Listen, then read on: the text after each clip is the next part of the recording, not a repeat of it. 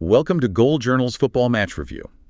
Imagine, imagine putting up historic, record-tying numbers in a kitchen where the head chef keeps getting replaced, the wait staff is just dropping all the plates, and half the room is literally on fire. Yeah, that sounds about right for this season. Right.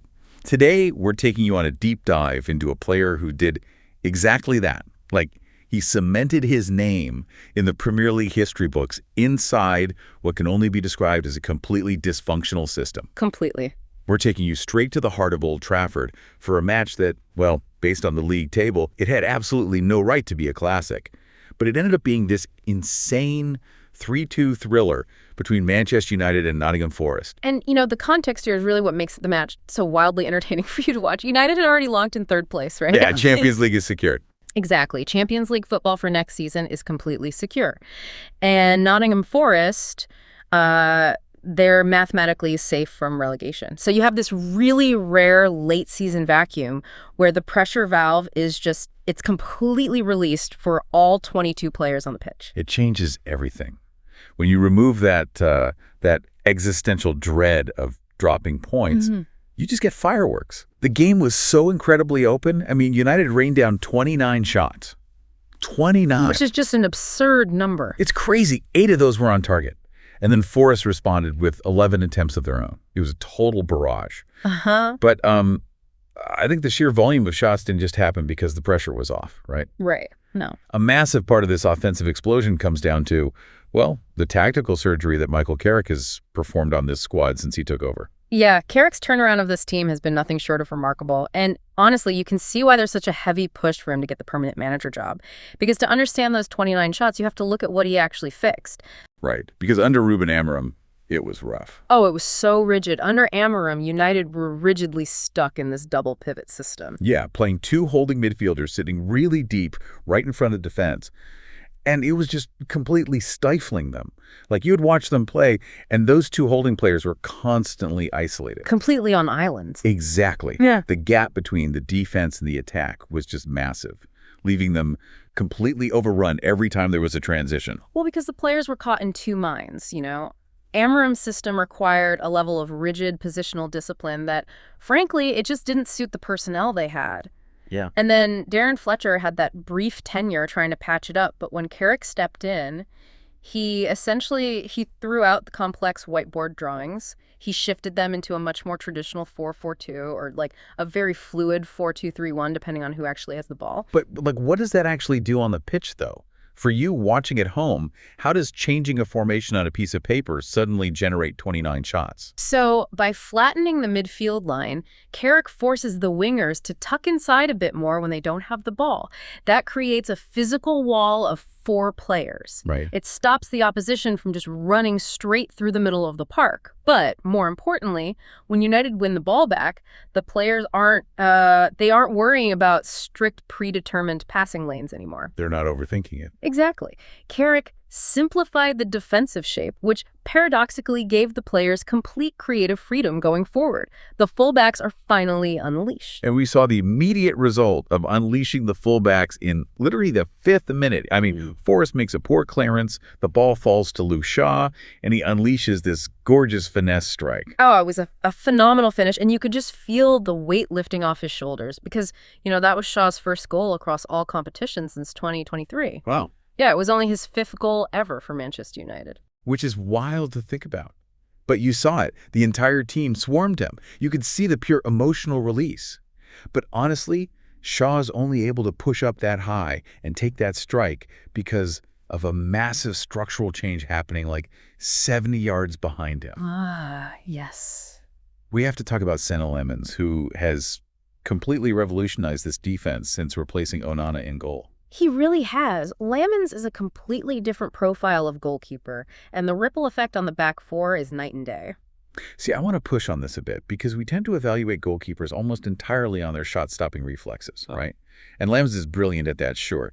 But he's often described as a throwback, like an old-fashioned keeper. Right, definitely. He's massive, he dominates his 6-yard box, and he actively comes out through traffic to claim crosses. And I'm watching Licha Martinez and Harry Maguire play lately, and their entire physical posture looks different. Does a goalkeeper's sheer physical dominance actually rewire the psychology of the defenders in front of him? Oh, it absolutely rewires them. Think about the geometry of the penalty area. When a defender is playing in front of a goalkeeper who just stays glued to his goal line, that defender has to drop 5 to 10 yards deeper to deal with every single cross. Right, because they can't trust the keeper to come get it. Exactly. They are playing with this constant anxiety, like constantly checking their shoulders, terrified of a ball dropping into the 6-yard box. So they get pinned back, which then just invites more pressure from the attack. That's exactly it. But when Lamings is in goal, Licha Martinez and Harry Maguire, along with Shaw and Diogo Dalot, they know that anything floated into the 6-yard box belongs to the goalkeeper. Yeah, he's coming for it. Lamings is going to come out and just clear out anyone in his path to get it. And because they have that absolute certainty, the defensive line can push 5 yards higher up the pitch. They can play freer, much more aggressive football. It's basically a psychological safety net that allows the rest of the team to actually function. Now, his short passing still needs work. Yeah, for sure. We saw a few incredibly risky moments in this match where he was trying to play out of the back and almost got caught. But his core goalkeeping fundamentals are just rock solid. I mean, look at the kick save he made against Morgan Gibbs-White later in the match. Pure reflex, using his feet to deny a near certain goal. And that higher defensive line that Lamings enables, that's exactly what compressed the middle of the pitch and led to the absolute heavyweight battle we saw in midfield. Oh man, it was chaotic in the best way possible. Yeah. You had Casemiro and Matheus going toe-to-toe with Forrest, Elliott, Anderson, and Dominguez. The flow of that midfield battle was mesmerizing. You had stretches where Casemiro and Mainu were just suffocating Forrest, intercepting everything and launching these rapid counters. Yeah. And then suddenly, Anderson and Dominguez would flip the script and completely dictate the tempo themselves. Because Forrest were not just rolling over. Elliott and Anderson in particular showed immense quality. The cross he delivered for Morato to score Forrest's first equalizer was terrifyingly perfect. It was beautiful. It was one of those balls that bypasses the entire defense and just begs the striker to put their head on it. Yeah, Anderson has a glorious right foot. The weight and the trajectory of that cross were completely undefendable. And he didn't stop there either. He whipped in another brilliant, low driving cross later in the game that set up Morgan Gibbs-White for Forrest's second goal. Which, okay, we have to acknowledge what Morgan Gibbs-White is doing right now. With that finish, he has 8 goals in his last 8 games. And even more bizarrely, he has 6 goals in his last 6 games, specifically against Manchester United. He is an absolute nightmare for them. Gibbs-White is playing with such supreme confidence right now, just floating into these pockets of space and finishing ruthlessly. Yeah. His form is so hot right now that he is heavily tipped to make Thomas Tuchel's World Cup squad. And honestly, based on the composure he showed finishing that low cross from Anderson, Tuchel has to be paying attention. Oh, he was brilliant. But amidst this incredibly high-level, fluid football from both sides, we inevitably hit the wall of modern refereeing. Oh, here we go. We have to break down United's contentious 2-1 goal. So a cross comes in from the right side. Mbeumo is in the box, and as he tries to control the ball, he clearly handles it. Like it hits his arm, drops down, and rebounds directly into the path of Matheus Cunha. Yeah. Cunha slots it away beautifully, but he actually hesitates to celebrate. Yeah, he knew. He jogs away looking over his shoulder because even he knows it's getting ruled out. Cunha's body language gave it away instantly. He absolutely knew it was a handball. This is what drives me absolutely insane. The referee blows the whistle. He jogs over to the VAR monitor. He stands there and watches the replay, which clearly shows Mbeumo using his hand to deaden the ball and gain a massive advantage in the penalty box. Right. And then he jogs back onto the pitch and awards the goal, calling it an accidental handball. Right. Like, if an attacking player gains a direct, tangible advantage from handling the ball in the box, which literally leads to a goal 2 seconds later, why on earth does his intent matter? This kind of inconsistency is ruining the experience for anyone watching the sport. The frustration from you, from the fans, and certainly from the Nottingham Forest coaching staff is entirely justified. The Forest manager was furious after the game, demanding that the league sit down and rewrite these rules. But here is the maddening reality. The referee didn't actually make a mistake. Oh. He applied the law exactly as it is currently written. Yes, you cannot convince me that the rule book intends for a player to assist a goal with his bicep. Well, it doesn't intend for it, but the rigid wording allows it. Because the current interpretation of the handball law states that an accidental handball by an attacking player is only penalized in 2 specific scenarios. First, if the ball goes directly into the goal off the hand. Right. Second, if the player who accidentally handled the ball scores the goal themselves immediately afterward. So because Mbeumo was the one who handled it, but Cunha was the one who actually kicked it into the net, the goal stands. Correct. Because Mbeumo didn't score it himself, and because the referee deemed the initial touch to the arm accidental rather than deliberate, the resulting pass to Cunha is considered a legal foul of play. That just defies every ounce of footballing logic. He gained an unfair advantage. Full stop. It doesn't matter if it was an accident. The defense was penalized by an illegal touch of the ball.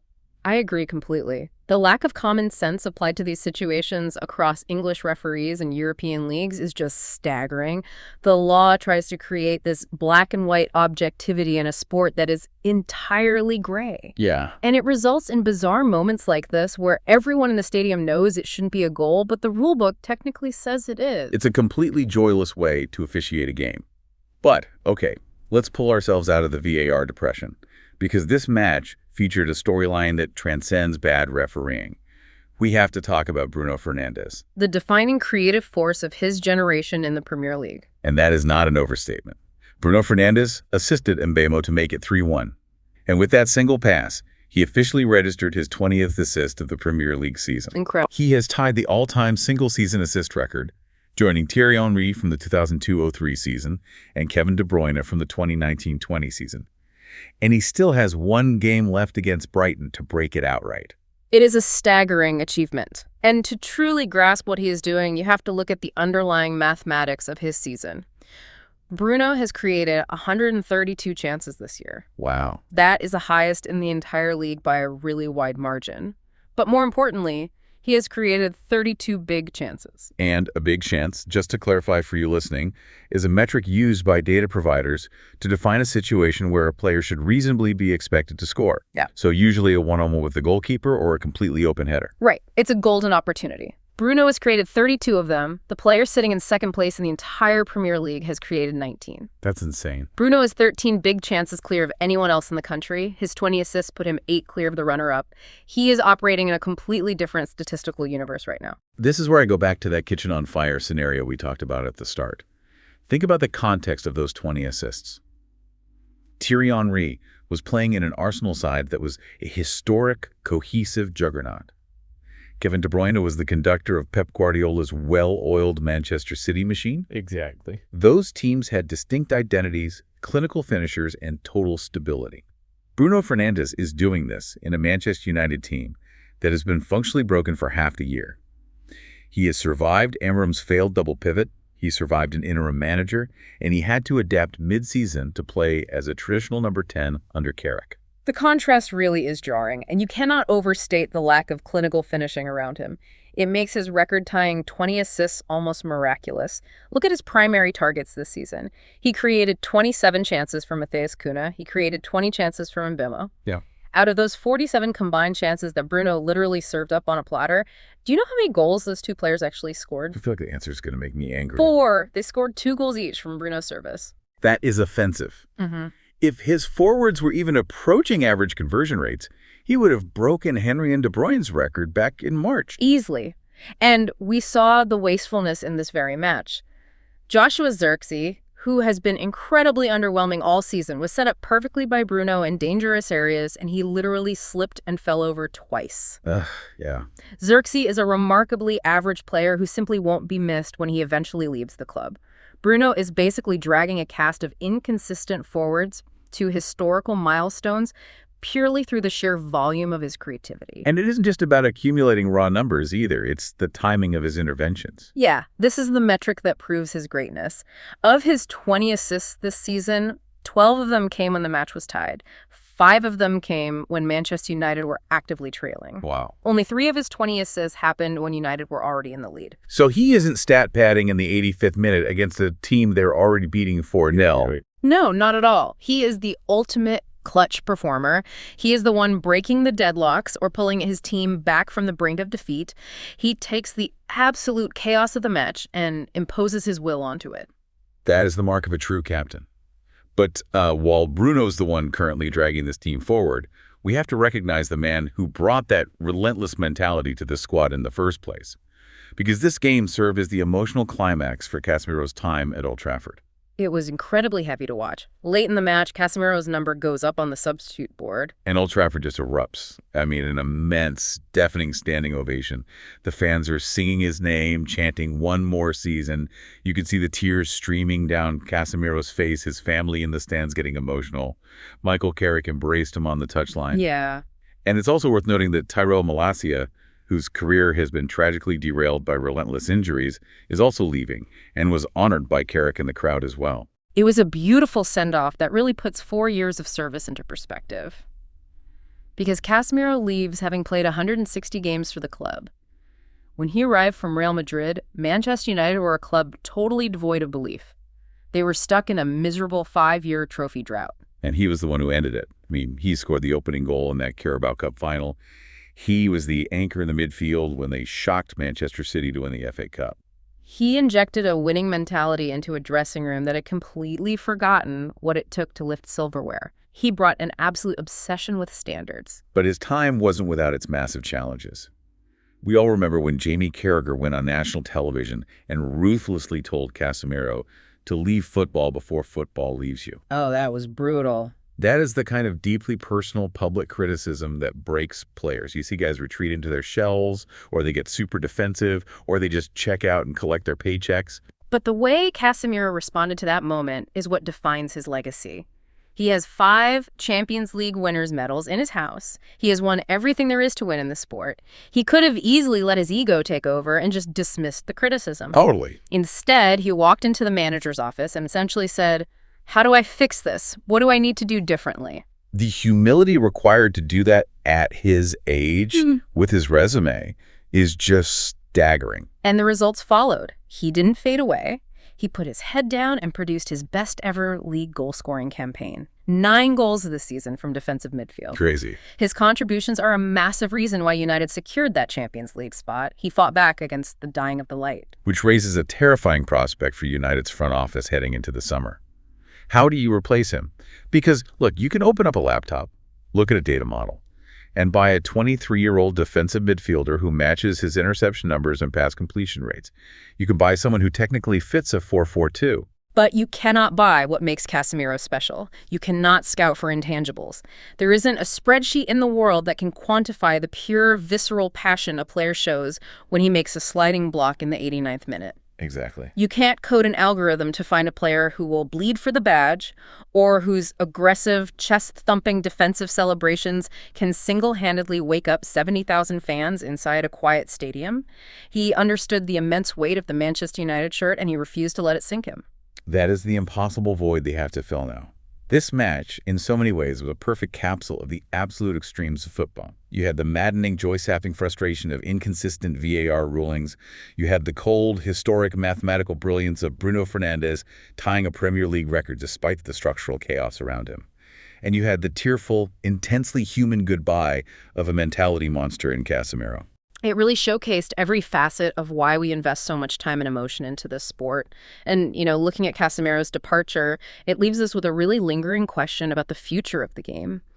In today's hyper-analytical football landscape, where clubs are obsessed with recruiting players purely to act as cogs in rigid tactical systems and data models, are we losing the art of scouting for the unquantifiable? Yeah. Our front office is so blinded by the statistics that they are forgetting how to find the pure passion, the grit, and the mentality that actually builds a winning culture. That is a brilliant question for you to mull over as you watch the final weekend of the season.